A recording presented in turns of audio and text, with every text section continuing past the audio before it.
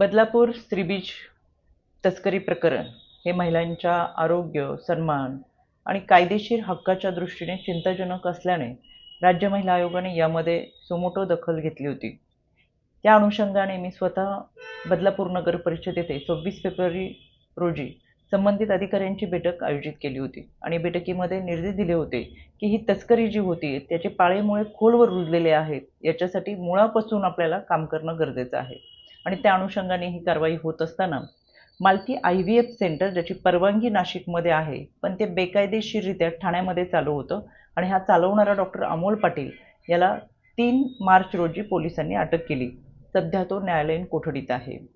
3 मार्चला अमोल पाटीलला अटक केल्यानंतर त्याच्या नाशिक इथल्या ART सेंटरवर तिथल्या आरोग्य विभागाने कारवाई केली आणि आरोग्य विभागाने हे सेंटर सील केलेलं आहे। या प्रकरणामध्ये खऱ्या अर्थानं ज्या डोनर महिला आहेत त्यांची बनावट आधार कार्ड बनवून त्यांचा गैरवापर मोठ्या प्रमाणात केला गेला आणि म्हणून हे बनावट आधार कार्ड बनवणारा आरोपी म्हणजे सतीश चौधरी याला जळगावच्या चोपडा येथून अटक केलेली आहे। एकंदर या घटनेमध्ये एजंट असेल, बेकायदेशीर सोनोग्राफी सेंटर चालवणारी टीम असेल, औषध पुरवठा करणारी काही लोक असतील, या सगळ्यांना एकत्रितरित्या अटक करण्यात आलेली आहे। आतापर्यंत 7 आरोपी हे अटकेत आहेत। यामध्ये ठाणे इथे असलेल्या मालतीबाई चिटणीस IVF सेंटर यांची सुद्धा तपासणी करण्यात आलेली आहे। सध्या हे सेंटर सील करण्यात आलेलं आहे। यामध्ये ज्या एजंट महिला अटकेत आहेत त्यांच्याकडून मिळालेल्या माहितीनुसार ज्या महिला आहेत त्यांना इंदापूरच्या Shri Chaitanya taste tube baby centre येथे पाठवले जायचं। आता या टेस्ट ट्यूब बेबी सेंटरची सुद्धा तपासणी सुरू आहे आणि त्या अनुषंगाने पुढची कारवाई केली जाईल।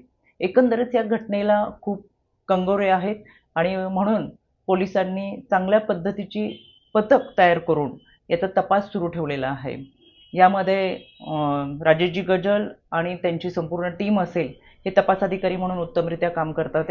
खऱ्या अर्थाने मी राज्य महिला आयोगाचे अध्यक्ष या नात्याने अजूनही काही पीडित महिला असतील तर त्यांनी समोर येऊन आपली तक्रार दाखल करावी।